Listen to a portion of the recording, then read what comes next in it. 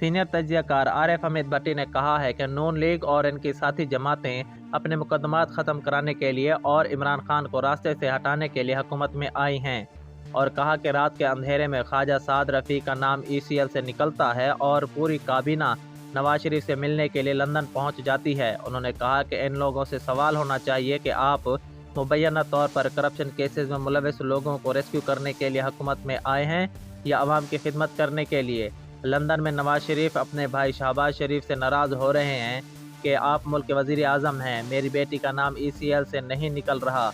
मरियम नवाज इसीलिए अपने चचा से नाराज़ भी हैं और इसीलिए उन्होंने जनरल फैज़ हमीद पर भी एक बार फिर तनकीद की है।